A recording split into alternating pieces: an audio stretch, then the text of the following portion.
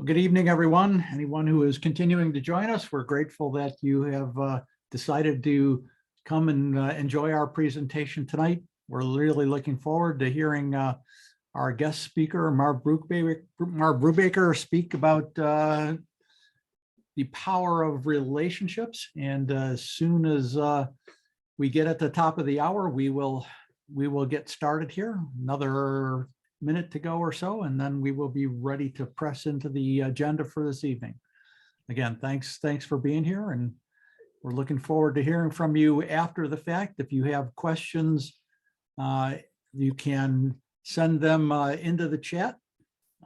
For those of you on Facebook Live, there really is an opportunity to interact with you, but if you want to join the Zoom call, you can still go to our website and register. I have placed the downloads for the tonight's session in our Facebook on our website at christianbusinessboard.com on the upcoming events page. There is a link to the page that has tonight's presentation on it. So we would invite you to go there and join us there.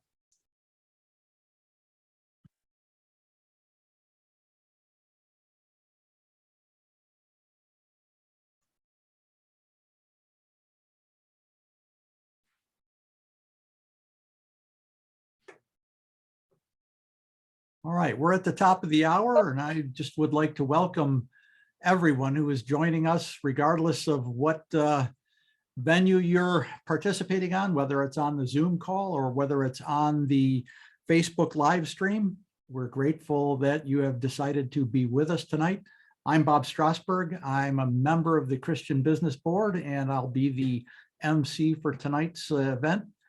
We are just pleased that you are with us and are helping us to fulfill our mission as the Christian Business Board to enable Christian business professionals wherever they find themselves to be servants of God in their professional roles, to be equipped to be able to be workplace ministers wherever they find themselves, be able to just be a light on the hill and be able to minister to their clients, to their suppliers, to their employees, to their families. We just want to be able to provide important messages that will give you skills and insight as to how you can truly honor God wherever He has placed you. And we hope that you will continue to visit us as we have more of these events.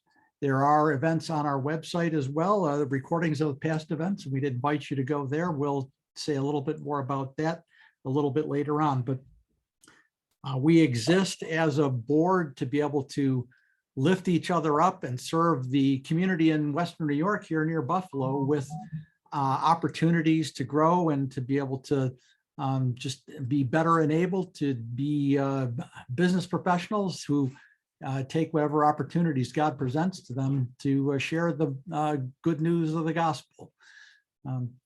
Tonight, we are just so pleased to have Marv Brubacher with us. And let me just change the screen here and get out of the share. And we are going to turn it over to Marv in just a second, but first I just want to tell you a little bit about him. Marv has served as the executive director of MentorLink Canada since January of 2012. He was the first president of the Heritage College and Seminary in Cambridge, Ontario for more than 20 plus years. He has served in pastoral ministries in London and St. Thomas, Ontario for over 14 years, and he's ministered in many churches and conferences throughout Canada, and he's traveled the world, serving in all kinds of capacities, both in MentorLink and in a variety of other ways. Marv and his wife Kay have 3 adult sons and 2 daughter-in-laws and 6 grandchildren. They are currently active members at the Forward Church in Cambridge, Ontario. So we're gonna turn it over to Marv in just a second, but before we do that, I just wanted to spend a moment to just remember someone who was dear to us. And I just want to put another picture up on the screen here. Some of you probably know Linda Penn. Linda was a founding member of the Christian Business Board and just an awesome woman of faith. She was very active in Western New York here since 2006. She hosted the Today's Living Hope radio program on the local WDCX radio station, and that was broadcasted into Canada as well, and through a bunch of affiliate stations as well around the country. Linda served starting in Ohio in the ministry there, in the church ministry there. She served in Florida and Arizona before coming here. And she just had her fingers in so many different things. There were many people who were touched by the events that she ran, by the counseling that she did. And we just are so grateful to have known her, and just continue to remember her daily in our thoughts as we just think about all the things that she did and all the ways that she touched our lives. We just know that when she went to heaven, God gave her that blessing of well done, good and faithful servant. She was one of the most powerful women of faith that any of us knew. So we just wanted to remember her, and we'll continue to think about her as we meet as the Christian Business Board. So now it is my pleasure, great pleasure, to turn it over to Marv. And Marv, we thank you for being here tonight, and we're really looking forward to your great message. Well, thank you, Bob, and it's a joy to be with you again. I remember being with you about a year ago, I think, and I was looking forward to this a lot. And so thank you for the privilege of sharing this topic about interpersonal relationships, and that covers a wide area. In fact, just before I put up my PowerPoint screen sharing, I just want to say there are books written about this topic. There are lots of monographs. There's so much information on this topic that when I was asked to speak on it, I asked myself one question: where does one begin and end on a topic like this? How do you actually condense it down into a briefer presentation that has some helpful ideas? So I'm going to involve the scripture. I'm not sure where you are on all that, but there's at least 11 passages of scripture I'm going to relate to through here. It's the foundation for everything we do in our interpersonal relationships. But just two comments that I make, and then I want to move into it. The first comment is that you are constantly developing a web of relationships, whether you realize it or not. A lot of people kind of go through life and they don't even think about life very much, but it's very complex, the relationships, the matrices that are out there that we are part of.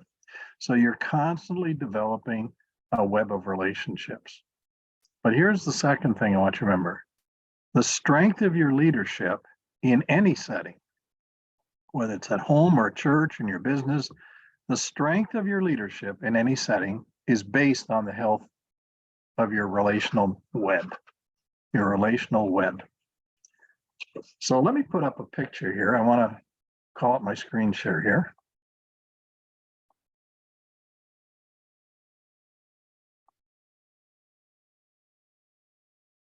Everybody see that, hopefully? So thanks for the privilege. Here's the question.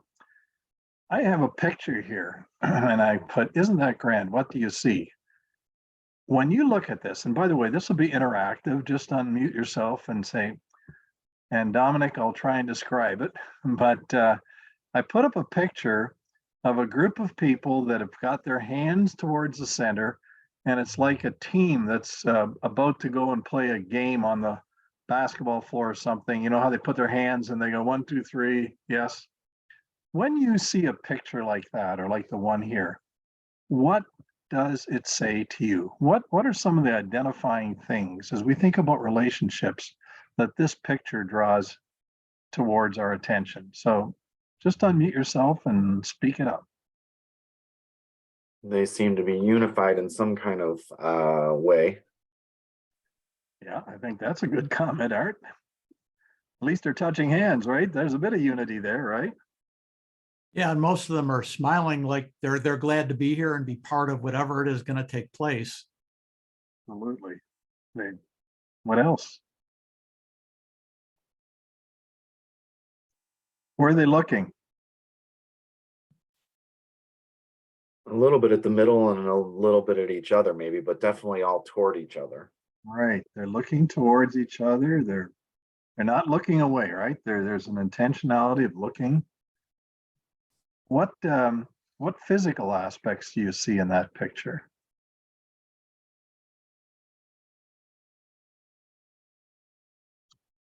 Well, again, smiles, some kind of affirmation, expectation. They're in contact with each other. They're close to each other. There's a lot of physical things. But here's my other question. Do you think anybody in that circle might have brought some brokenness from their day or from their previous week or from their previous year, that they might have some very big challenges in their life right at that same time? What do you think? I think that's a universal. Nobody comes without some baggage. All right, so here we are. It looks so great. Everybody's touching, they're looking at each other. They look happy, they're excited, they're about to do something important. And yet in that web of relationships, there are probably some really serious issues.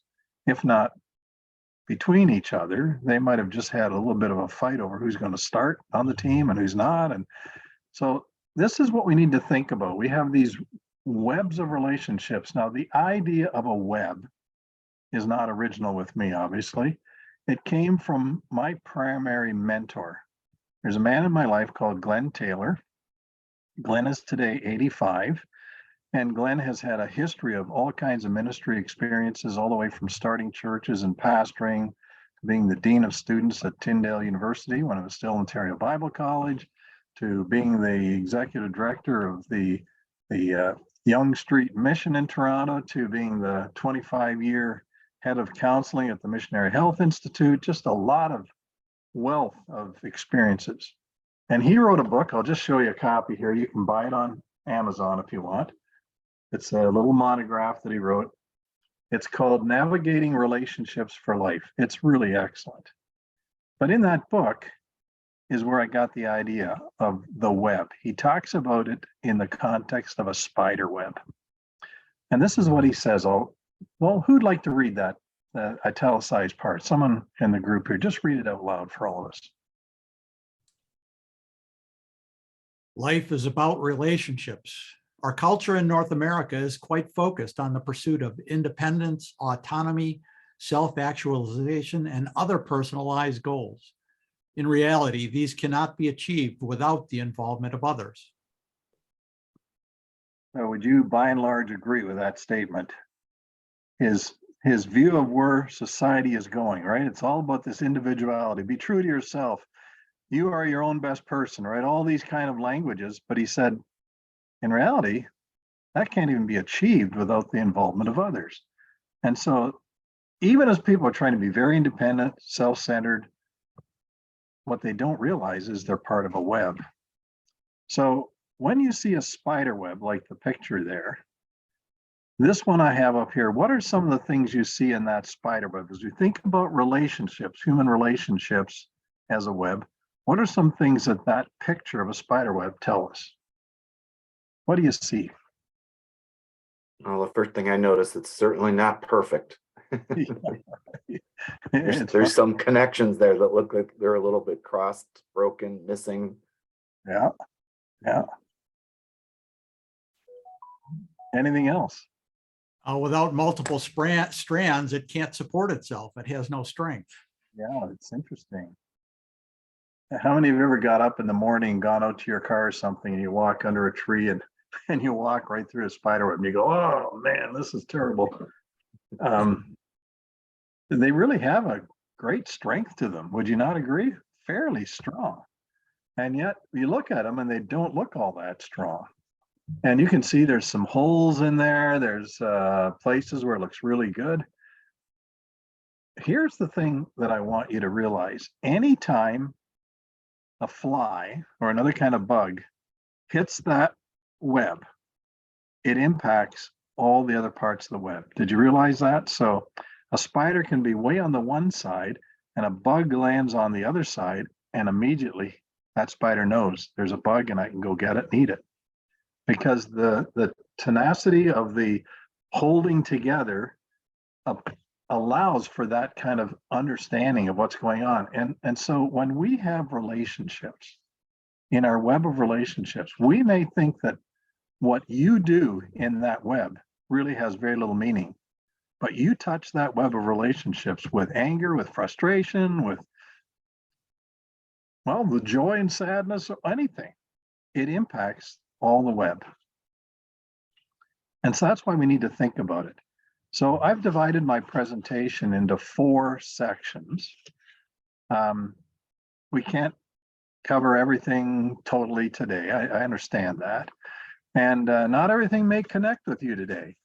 But here's what I want to challenge. I want to ask you to do. Listen carefully, watch the video, watch the PowerPoint. And I just want you to listen for 1 or 2 takeaways, 1 or 2 things that you're going to say, I've thought about these before, but something tonight just helped me think about it in more clarity. I don't want to forget this. I want to take it away with me. Maybe one thing that you could do to improve your web of relationships. And so the 4 sections, then I'll start with putting up the 4 sections I call. First is embracing delight, creating a web of relationships.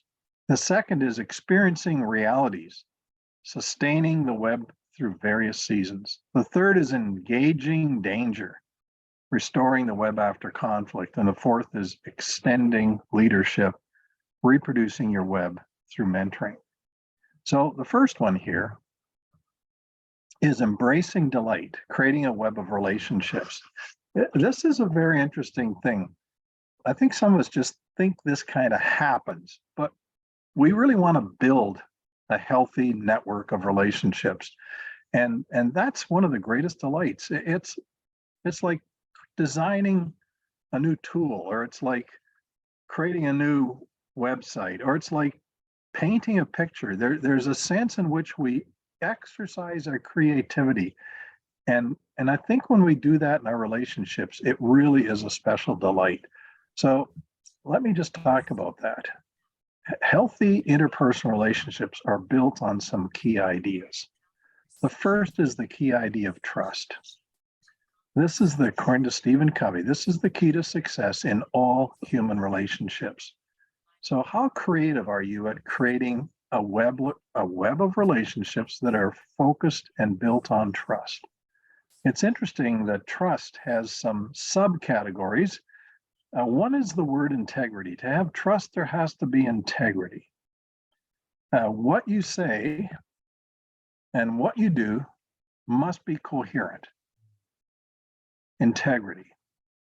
It's interesting in 1 Kings chapter 9, verse 4, God talking to Solomon when Solomon is becoming the new king after David had died.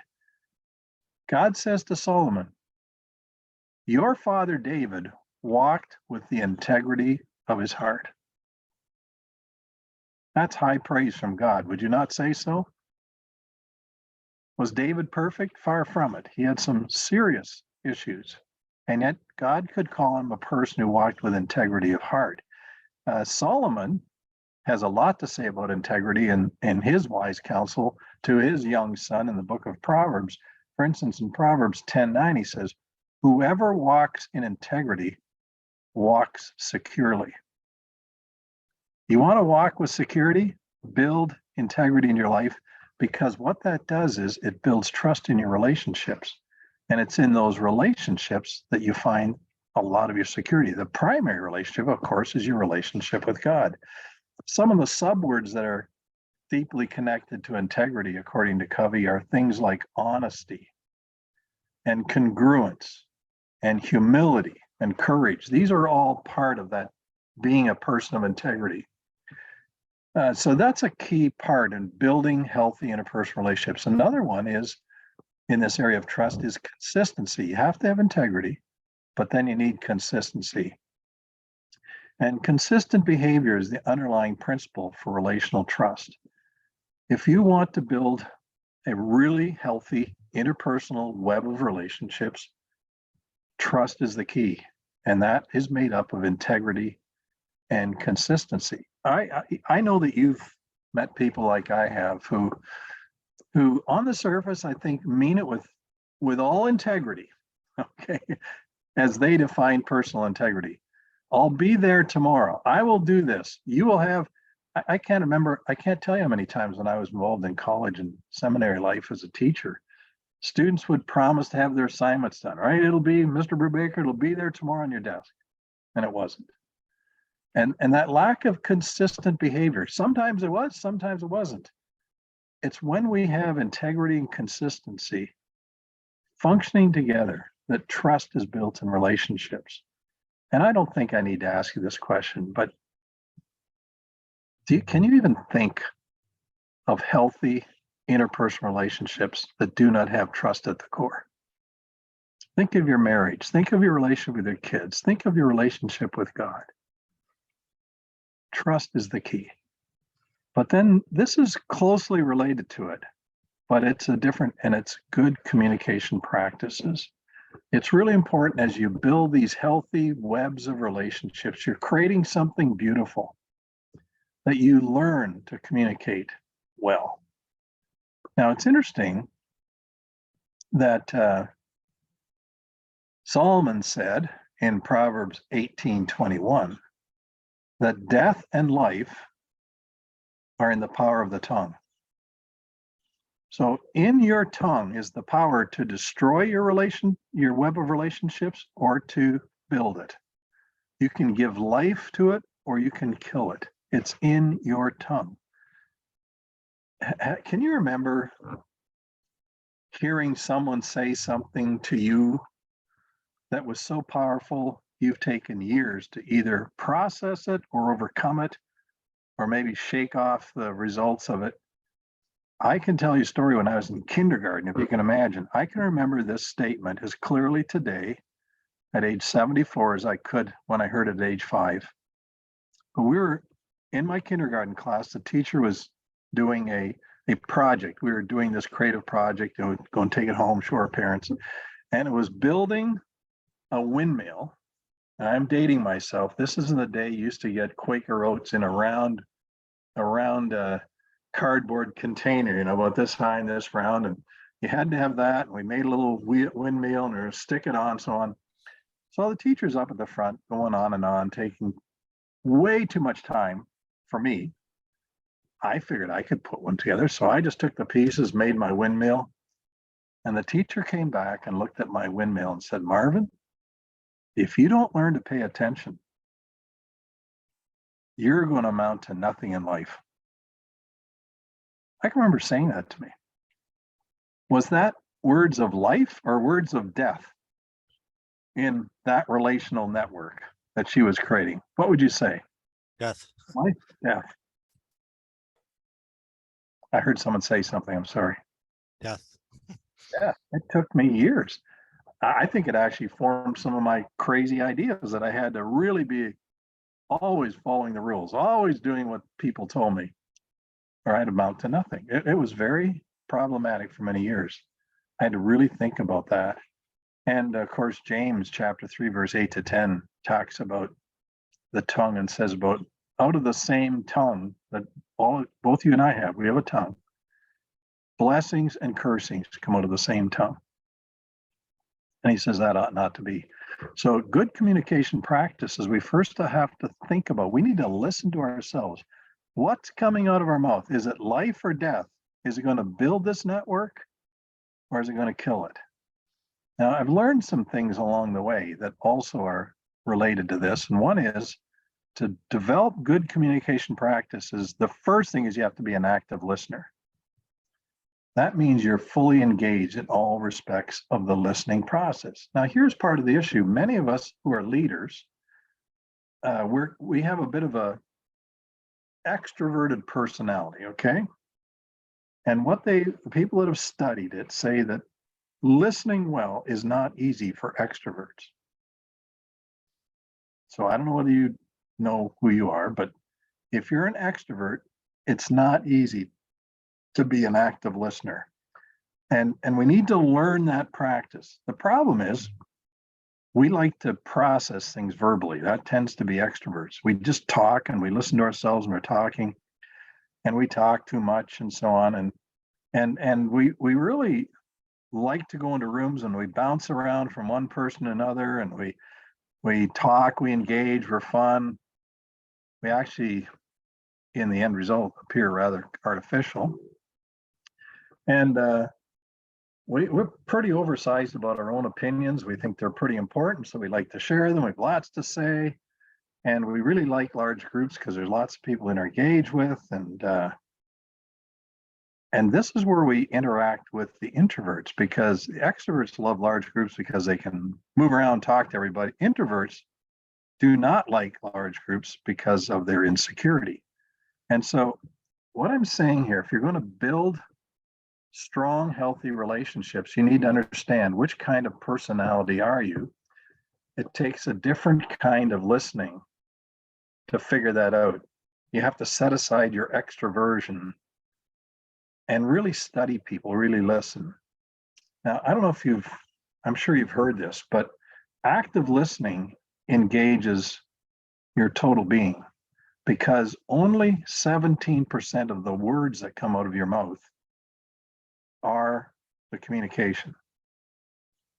You take communication as a whole, 17% of it is the words that come out of your mouth. Another 28% has to do with the tone, the inflection, the cadence of your voice. So all of you listening tonight, part of this communication process is you're listening to my tone. You're listening, do I sound aggressive? Am I relaxed? All those things. But 55% of communication has to do with body language.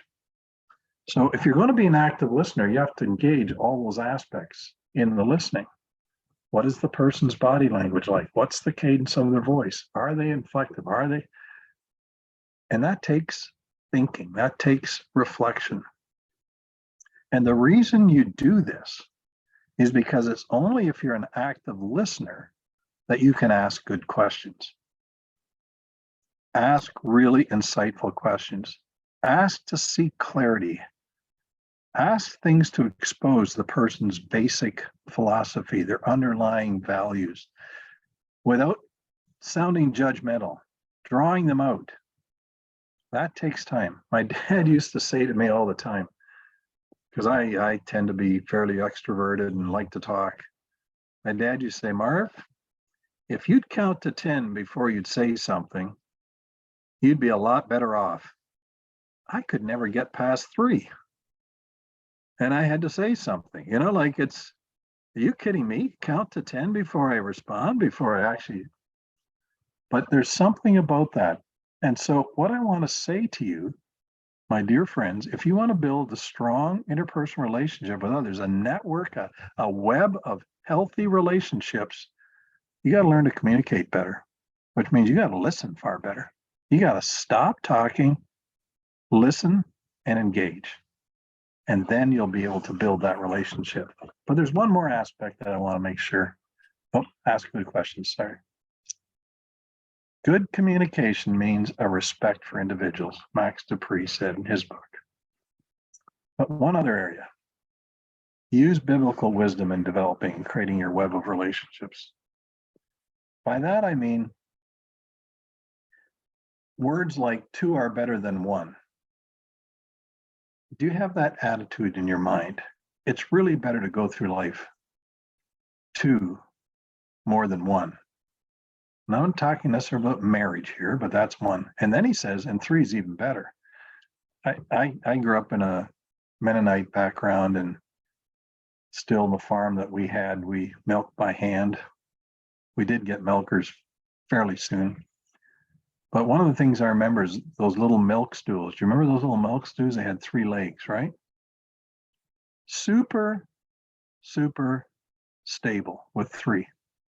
You put a 4th leg, they're always wobbling around. 2 legs, you're falling off half the time. There's something really steady, something really secure about a 3-legged stool. This is what Solomon's saying. This is what wisdom of the Bible said. It's far better to go on the journey with others than by yourself. You know that. But here's the theological framework of this. We need to think of the model of the Trinity. And this is a quote from one of our tools with Mentorlink. Just as God's unity, diversity, and harmony are shown through the Trinity, so too can equality and respect within a leadership team be a great witness to God's power. And so it's really interesting as we think about how the Trinity function. It's a mystery to us. We know there's one God in three persons, but they had absolute unity, even in their diversity, and harmony, even though they had different responsibilities. And somehow that model needs to capture our hearts and our minds. Can we build communities? Can we build relational webs that are modeled on what God built, what God designed for the Trinity? It's just something for you to think about as we move forward. Well, that's first, create a web of relationships. To do that, you need to be building strength. The second is experiencing realities. So every relational web goes through various seasons, and we need to sustain the web as healthily as we can in those various seasons. So just to think about that, we have 4 seasons in the year, right? How would you describe webs of relationships using the theme of winter, spring, summer, and fall? Let's just go through this. If you thought about a web of relationships from the perspective of winter, what would be some of the words that might come to mind to describe the nature of that web?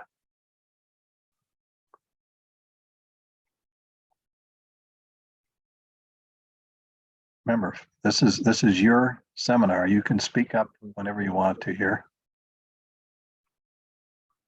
Well, in Cold, Canada, dark, Go ahead. long. at Buffalo, it would be cold, affected by weather. Right? Cold, a little brittle, maybe, right? A little frozen, a little, right? A little harsh. That might be the winter season of a relationship, a web. How about spring? What are some words that describe spring? We're just entering into the spring season. What? New life, regeneration. Those are definitely the words I was thinking. New life, regeneration, something new. So sometimes in our experience of our relational web, it's a season of spring. And that's beautiful, isn't it? When there's maybe new people come into the relationship, they bring their life, their energy. It's exciting. How would you describe the summer season of the web of relationships? Steady, sunny, warm, right? And then you get the fall season. It's still beautiful, but it's dying, right? Sometimes that's the web. It's still kind of something we enjoy, but you know, there's death. It's going to fall apart. It could be like you went through with Linda. You knew she was going down, right? And you're grieving before she even died. You're grieving the loss of relationship because death had entered into the equation. So I think you just need to think about that. But there's seasons of relationships. But here's the thing. You need to sustain the web through those various seasons. And this is how we do it. If you embrace certain attitudes and actions, you can sustain your web through all those various seasons we talked about. First, you need to have this idea of what is the example of Jesus in his relational web? What did Jesus demonstrate? Well, I think, first of all, he had a wonderful attitude. I don't know how many of you are watching the series of the Chosen. Have any of you watched The Chosen? It's a really interesting series on the life of Jesus. I encourage you, look it up. You can get on YouTube. It's really, really interesting. But as you look at the attitudes and the interaction of the web he had with his closest followers, you go like, how did he actually put up with this nonsense? How in the world did he put up with some of these guys? But it's because he had an attitude. His attitude was death to self, humility. As Paul records that in Philippians 2, it's interesting. He says, let this mind be in you, which was also in Christ Jesus. Okay, so that starts off with my mind. Do I think about people? Do I think about circumstances like Jesus did? And he describes that earlier in that passage about having the same love one for another, no rivalry, no conceit, but humility, actually thinking others are better than yourself. This was the attitude of Jesus. I can tell you, I've been the privilege to be in a lot of different relational webs. And you can almost pick the people out that think they're a little better than the rest, can't you? They have a way of demonstrating that, starts off with an attitude and moves into actions. And I'm going to get that in just a minute. Well, wouldn't it be great if everybody in our relational webs had the attitude of Jesus? No rivalry, true humility, love one for another. That's what Jesus wants. If you're going to build a strong relational web, you have to think about the example of Jesus. First his attitude, then his actions. Loving, forgiving. It's unbelievable. He gave the great command, love one another as I have loved you. And then you see it described in the story of the Good Samaritan and other places. This attitude moved to actions. I really wonder if you could take some reflection on your own life and you think about the web of relationships that you're part of right now. How would people describe your attitude, which is reflected by your actions? Would they say he's a lot like Jesus? As I know Jesus, he's a close second. This is how he operates. So we have to sustain these relationships through all kinds of circumstances, but it starts, you have to think about Jesus. How did he do that? And then here's another thing I've learned. You need to have this interesting range of relationships, all the way from rejoicing to grieving. We're to rejoice with those who rejoice and weep with those who weep.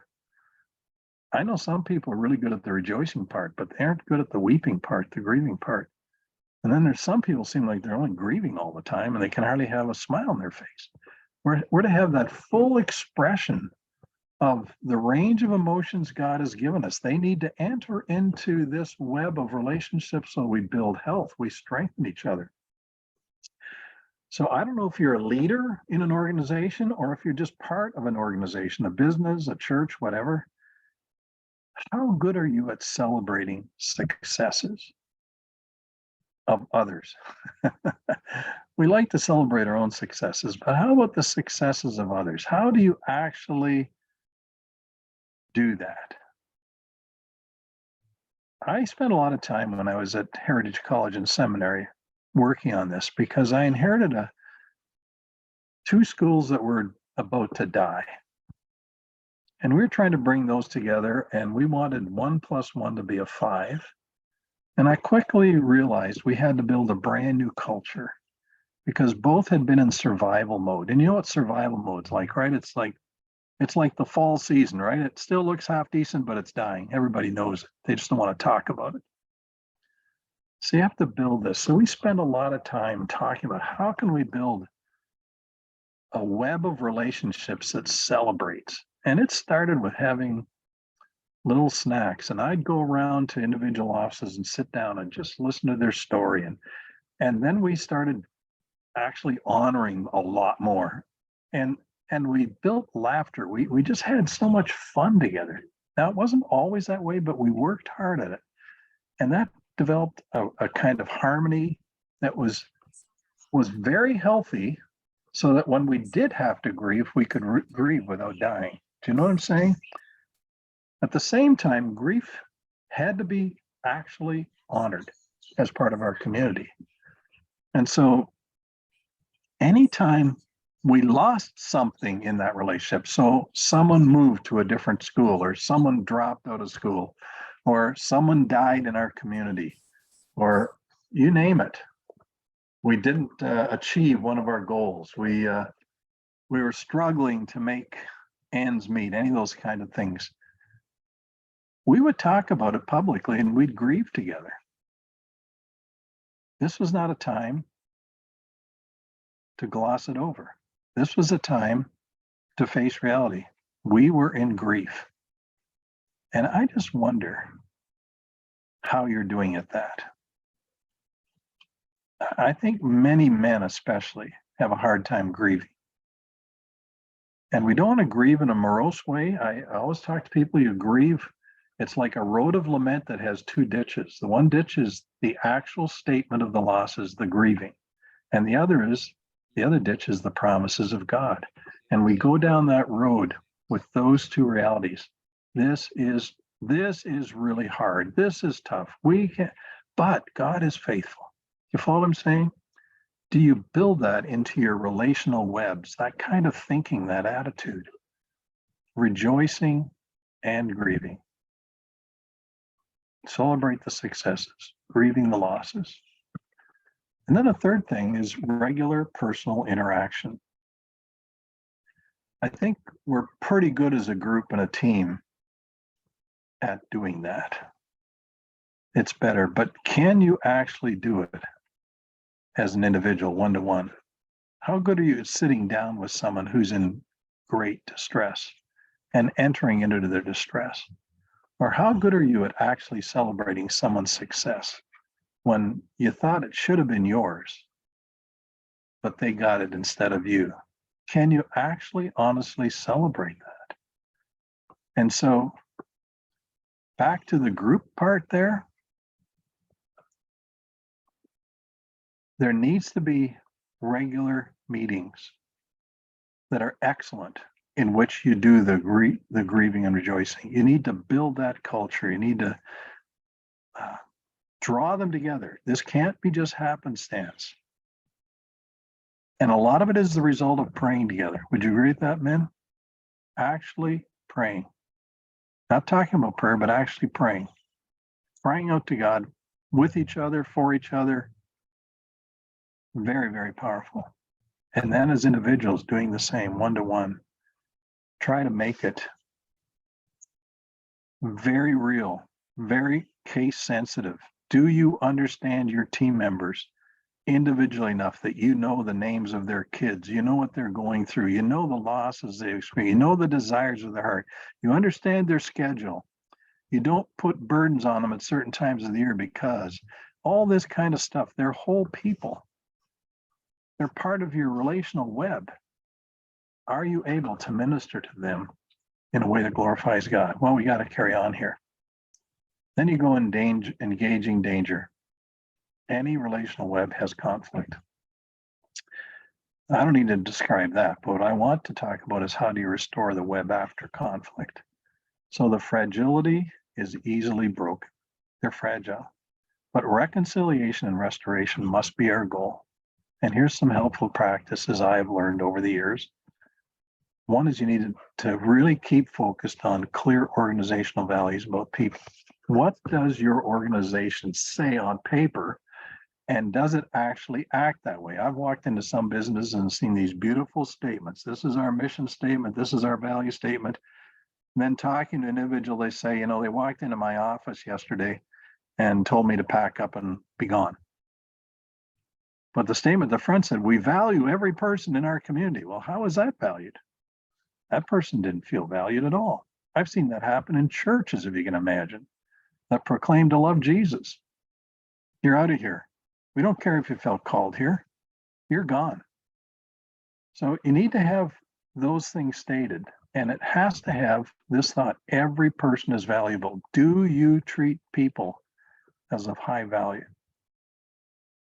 It's interesting in Romans 12, Paul said, don't think of yourself too highly. Don't think of yourself more highly than you ought to think, but think soberly, be wise. Everybody has value.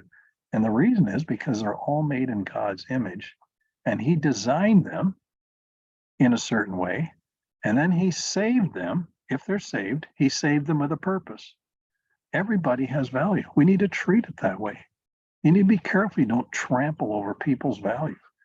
And so make sure you have that built into. You cannot restore a broken web unless that's clear and you're working hard at it. So ongoing conflict is not an option in our web of relationships. I didn't say conflict's not an option or not going to happen. I didn't say that, but ongoing conflict is not one of the options we embrace.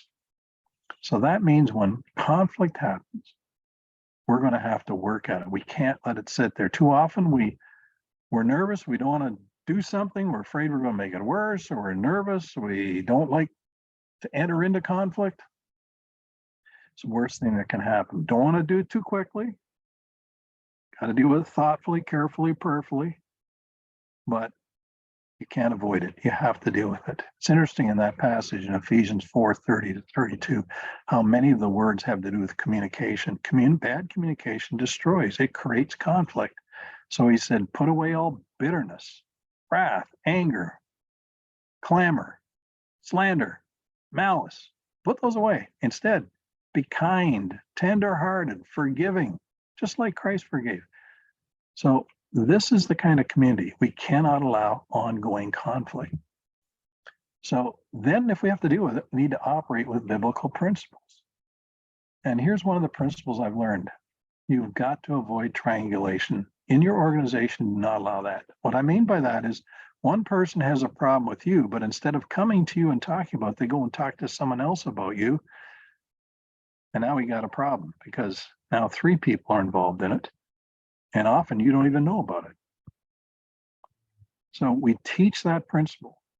If something is going wrong, the person who feels wrong must go to the person who they believe has wronged them. It has to be a direct conversation. If they feel intimidated, there needs to be a way developed where they can go to someone carefully and take that person with them. That's what Matthew 18 says. If you don't think you're going to be heard, take someone else with you. But go to the person.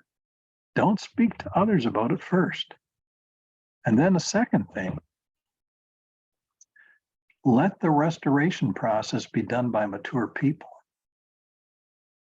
So in these webs, are you a mature person that can help resolve conflict? If not, get others to do it, because it's often immature people that jump in and try and do it, and they make it worse. They just make a mess of everything. Why Paul talked about it. You who are spiritual, restore the person. The word restore there has the idea of repairing something that's broken, like a leg or something like that. Fix the mess. Don't let it fester. That's what Paul's saying. Restore it. So this is how we do it. Now I wanted to talk about 2 things very quickly, and we got to carry on. But I got to warn you, if God's calling you to lead in that, be careful as you enter into the danger zone, because it's dangerous and you'd better have a plan. And so I just want to give you this, and you can look at it later, but there's 2 kinds of conflicts in relational webs. One is interpersonal conflicts. That's conflicts between 2 other people, not between you and the person, but 2 other people in conflict. I'll come back to that in a minute. And the other is personal conflict. You and a person are in conflict. So the first kind, God calls you to be a peacemaker. You're to enter into that relationship very carefully, very wisely, with a plan. And you need to find a win-win solution. Now, it might not be an equal win-win, but there has to be a way in which both people feel like they were heard, they got something out of this. You have to find that. But the motivation is forgiveness. Forgiveness is the key. Just before I came on here tonight, I got a phone call from a pastor of a church I've been working with. I got a call out of the blue probably just before Christmas. And the person said, we have a 4-member elders board, and 2 of our elders are in critical conflict with each other. We've tried to resolve it, and we're unsuccessful. We didn't know what to do. We called the pastor friend. He said, call Marv Brubacher. I go, okay, at least I got a reputation maybe that's somewhat helpful. So I've been there several times. Part of the issue was the 2 elders were related because the one wife was the sister of the other person. So it made it very complicated. It was family, it was history, it was things that were done in the church. But praise God, over time, a very careful, thoughtful plan, listening, exploring, put together. We had a major 3-hour meeting one night, split them up, brought them back together, all this kind of stuff. And they have resolved that conflict. And the pastor just called me to say, it's really going well, Marv. It's really going well. Thank you. Did I enjoy getting involved in that? Not really. But I praise God there's an elders board that now can function where it was in total dysfunction. And for some reason, God asked me to do that. So it always is, you look for the win-win, and it has to be motivated by forgiveness. But the other, if it's a personal conflict, then you need to be the healer. Be humble, deny yourself. Humility is the motivation. And it's like the old doctor's adage, bring healing with minimal pain. Somehow you bring healing. The Hippocratic Oath is very powerful in this moment. So I'm saying webs will be problematic. You get in this area, it's very dangerous, especially if it's personal. Be careful. I guess I got a minute or two more here. I was just talking to the leader of a major mission in Canada, goes to our church. How's it going, Dan? He said, oh, so. I said, what's the problem? He said, well, we got 2 guys on my senior leadership team that aren't happy with each other. In fact, they're in conflict. And I said, Dan, what are you going to do about it? He said, I don't know. I said, you got to deal with it. He said, well, I know I wanted to, but the one guy resigned already. I said, then you have to deal with the guy that's still there. He can't be the winner in this. He has to recognize what he did. And this man looked at me and said, I don't think I needed this conversation this morning. You understand, it's not fun, but it's absolutely critical that in our webs, we learn how to reconcile and restore. Absolutely critical. I want to show you a book that I don't know if you've read this or not, but I highly recommend this book. It's called Leading with a Limp by Dan Allender. Because if you're in a place of leadership, you've got beat up and bruised in personal conflict. You can't avoid it. And it leaves us all with a limp. But Dan Allender's thesis is we are better leaders because of our limp. You hear all these people, lead out of your strengths, right? Lead out of your strengths. He says, lead out of your limps, lead out of your weaknesses, the bruising you've taken. That's how you really lead people and build strong relational webs. Anyway, very quickly, extending leadership, reproducing your web through mentoring.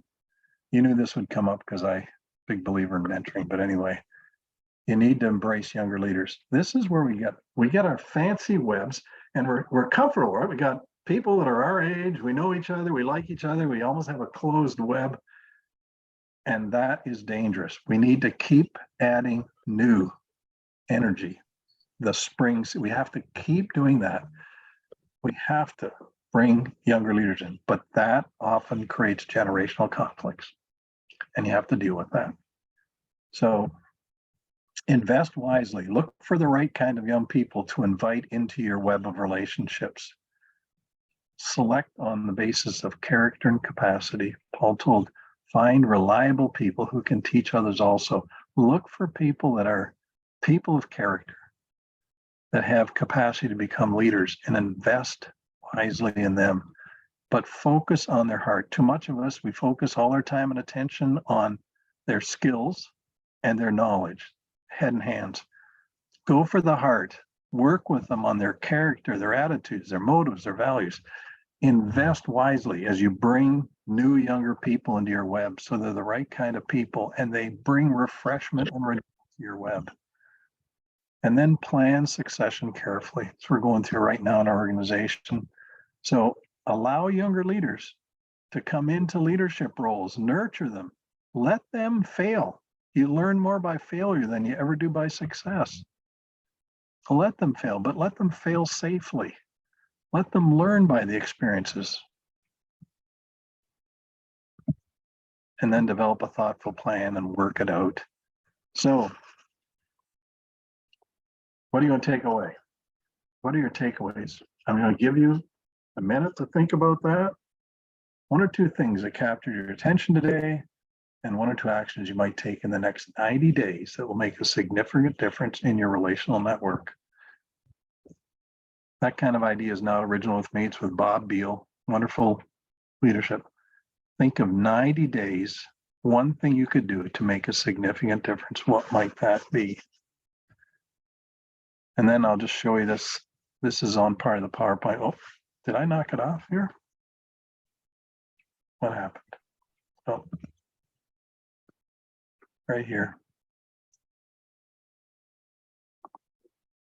Here's some books you might read. Speed of Trust, Navigating Relationships, Culture Map, How to Have Difficult Conversations. These are some helpful reading that might help. So let me just get out of the stop screen sharing. There we go. Bob, it's back to you. Thanks for listening. I've really enjoyed being able to share these ideas. And as I said, way more could be discussed, but at least hopefully I've touched some important points in your life. Well, Marvin, that was an amazing blessing. I can't believe anybody that was on this call tonight or will listen to this broadcast down the road won't get so many golden nuggets. Thank you so much. I'm going to just share 1 second about Christian Business Board, and then we're going to go to a question and answer. And I'm sure hopefully we have somebody here that can ask some questions. My name is Dominic Secaroli, and I'm, one of the partners here on Christian Business Board. And just wanted to share with you that if you're on the, tonight, or if you've been on our calls, we just really encourage you to reach us at info@christianbusinessboard.com. You can email us there. We'd love to hear your feedback. We'd love to hear what you're currently struggling with, or if there's any ideas or any suggestions on future topics that we can bring forward that would bless you. So that would be great. We also would love to get back with you. If you want to email us, we'd love to get back with you. Any resources that we can. And also if you need prayer, again, info@christianbusinessboard.com. We'd love to pray with you. And if you put your phone number in there, we'll give you a call and pray with you. Also, our next event, which is on May 15th, Monday night again, 7 o'clock. And we don't have our speaker yet, but based on the success we've had, we're excited always to have this monthly opportunity for you to come on and hopefully expand your just your resources when it comes to your Christian business. But also on that, if you go to www.christianbusinessboard.com, that's our website. And on there, you will see the last couple years of speakers we've had. We've had various topics. I'm sure, without a doubt, there's something on there that will bless your business. And also, if you go on there, there's other resources, and you can listen to any of these past broadcasts right on that website. So again, www.christianbusinessboard.com. Again, Marvin, that was unbelievable. I'll turn it back to Bob. Bob, you're going to have a little question and answer time here.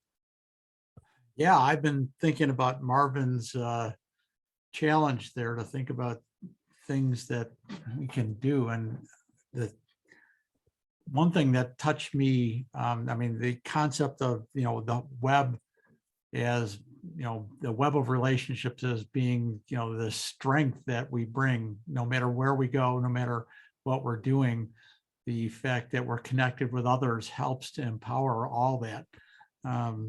And the different channels that we create to communicate. One of the things that I've always been impressed with is, that the power that happens when you build relationships, your communication ability expands exponentially. It's really interesting. And the number of channels that you have to be able to touch other people builds and builds too. So that whole idea of the web of relationships. And I mean, when you look at it, watch a spider work, they're constantly out there repairing that web. I just think that's such a powerful metaphor. And I'm going to be thinking about that definitely in the weeks to come. How can I go out and create new connections? How can I repair? I mean, and it's so as simple as just reaching out and connecting with somebody you haven't talked to for a while, right? Because even inactivity tends to weaken the web. So you need to be out there regularly talking to people that perhaps you haven't spoken to in a while or connected with in some way. The second thing that I just found very intriguing was the idea of the model of the Trinity in building the web. The idea that when you think about the Trinity, it's always described as 3 in 1 and 1 in 3, each distinct personalities, roles, and it's still a mystery as to how those things combine with each other. But that idea that, we're incomplete and we need other people to help complete us is just critical. And so many leadership books speak to that you by yourself are relatively powerless. And it's the strength of having people around you who see the world differently than you that really brings the power into whatever it is that you do. Certainly from an organizational standpoint, you want people who see the world very differently than you do. And I think that, thinking about the Trinity in that regard is very interesting. Thank you for that image. Bob, as you were bringing the Trinity out there, I was actually just thinking about, it's all, just the relationships, right? We all love great relationships and that personal relationship with the Lord, but to break it down, as you were sharing with that, I was just thinking about how, I go to the Jesus for peace because he's the Prince of Peace, and there's obviously more attributes than that. And then there's God is love, and just that, just to go to him to be that love poured into my heart through the Holy Spirit, and then the Holy Spirit to help me endure whatever goes my way, when I'm broken, right? All those, just all the wisdom that you get just from that and how you can use that from tonight, all the bullets and nuggets we got, from tonight, but how that all relates that was really, just hit home with me as you were sharing that with me. So that was great. The other thing that just occurred to me is, when you look at a web, there are external strands that connect to something else. And those strands are absolutely necessary for the stability and strength of the web.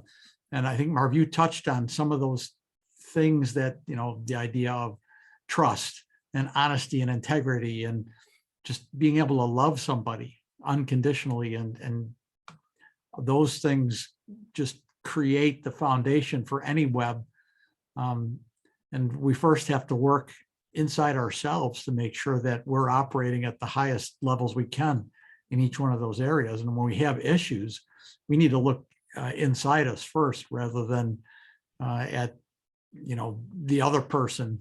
Although you certainly want to make sure you're looking in every direction, but you need to do that introspection first to make sure that you're not the source of whatever weakness is being built into the relationship that weakens your whole web. Well, Bob, it's interesting you brought that up. And I mentioned this book, The Speed of Trust by Stephen Covey Jr. He talks about trust as concentric circles moving out, but the innermost circle is personal trust. Can you trust yourself to do what you say you're going to do, to be who you say you are?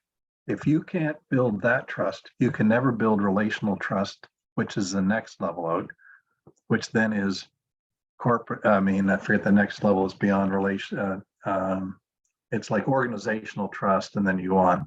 And it's just very interesting.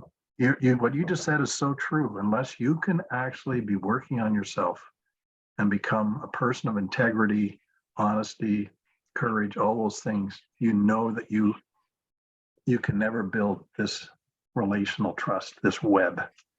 And so that was a good point. I'm glad you brought it up. I didn't really emphasize that, but so true.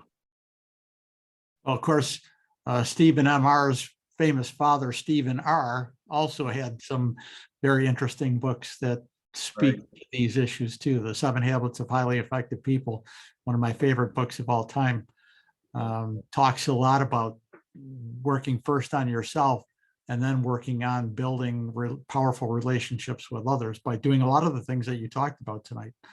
Listening carefully, being humble, thinking about how do you create win-win situations with people that truly provide benefit to them as well as to you. And sometimes that means you need to put the others first. And of course, that's Jesus' model of relationships, right? The whole idea of servant leadership.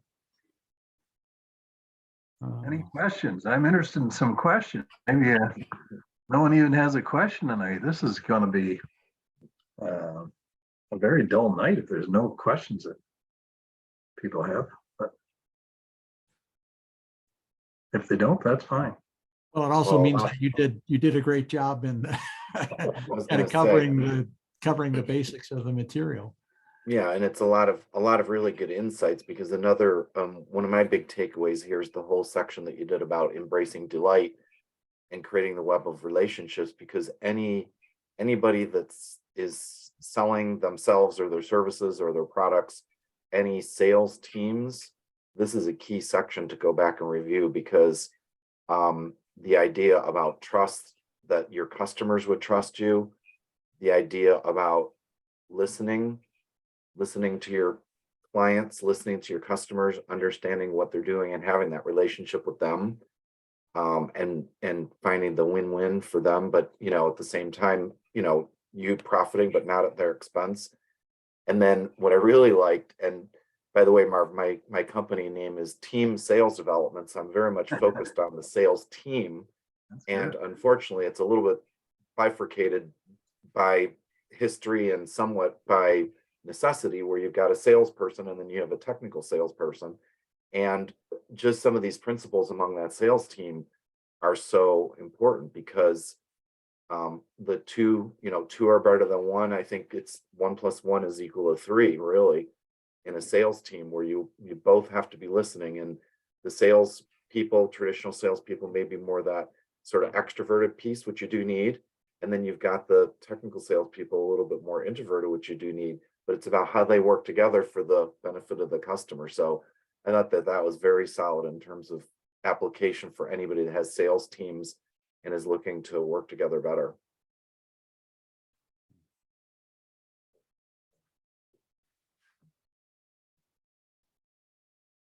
Anybody else have any further insights or comments? Pamela, we haven't heard anything from you tonight. Is this your first time with us? You can either answer in the chat, or if you.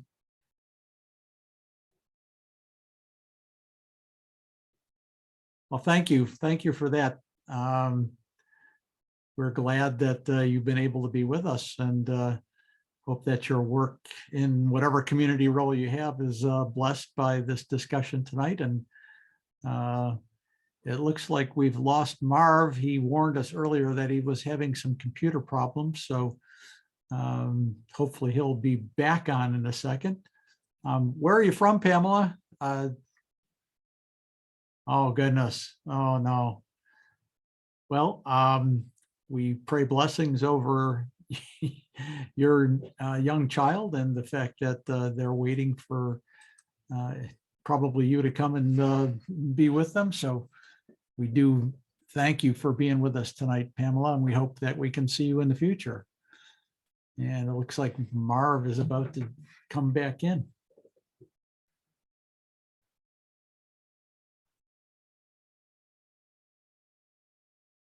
All right. Well, it doesn't look like anyone else has a comment or anything they need to share. So I'm sorry. I'm so sorry. It did it again. Did you tell them, Bob, what happened? yeah, we did. And we I'm were gonna- making fun. We were making fun of you the whole time you were gone. So don't Well, worry. I hope I gave you some entertainment. I'm so sorry. I'm gonna have to take my computer and find out what's going on. It's crazy. Only happens on Zoom. Well, that's the only time it's happened. So Yeah. I don't know. Something's wrong with it. Anyway, Well, we do thank you so much for being here tonight, Marvin. We're just so grateful for, the message that you gave tonight and for your sharing of your wisdom and experience. And we continue to pray blessings over you and your ministries and all the other things that you do. We know your family is active across the world, and continue to pray for them as well. thank you. And for CCBF as well, we have a partnership with the Canadian Christian Business Federation, and they have just been very gracious to us. Don Moore, the executive director there, has been very helpful to us. So we try to participate in their events as well. And we're made a regular habit of recruiting their speakers to come and be on our events as well. So Marv, you're one of those, and we're just grateful that you were willing to come and be with us tonight. If I could just say one thing, Art, you were right in the middle of saying about two kinds of salespeople, and then boom, I went off. So I just love to hear what the rest of what you're going to say. Could we do that before we hang up here? Yes, just briefly, because sales teams, especially high-tech sales teams, are made up of, salesperson and then a technical salesperson. Right. They have different personalities, which are really needed. The salespeople tend to be more extroverted. The technical sales tend to be more introverted, and they need to work together better, but there's a lot of things conspiring against them. And it's something that anybody, I was just saying, that has sales teams or does sales, the principles you were talking about in terms of active listening, and you said the idea about two is better than one, basically. Well, I look at it as 1 + 1 is 3. If the sales team work together, it just leverages everything. So it's a great, that section in particular is really strong for sales teams or anybody that's selling, because our customers who we need to have a relationship with. Yeah, thanks very much. I'm so embarrassed about this happening. I got to get it figured out, but thanks for putting up, Bob, and Art and Dawn and Dominic and whoever else is on. Great to be with you. Thank you so much. We appreciate it. Thank you. You are quite welcome. And we do look forward to our next event on Monday, May 17th. We have not identified the speaker and the topic yet, but we'll be working very hard over the next weeks to do that. You can visit our website at www.christianbusinessboard.com. There will be an event page there which will describe what we're intending to do. And you can also go to that same website and look at our past events and see the recordings of all this great wisdom that's been given to us over the past couple of years. If you have any questions or comments about Christian Business Board or want to suggest something for a future topic, or if you're willing to volunteer as a speaker, you can email us at info@christianbusinessboard.com. The recording for this will be posted on Facebook. Don usually does that within a day or so, and there will be an edited version on our website probably within the next week. So we thank you for your presence tonight and pray God's blessings over everybody who's been with us. And we'll look forward to seeing you again next month. God bless everybody. Good night. Good night. Thank you. God bless you all.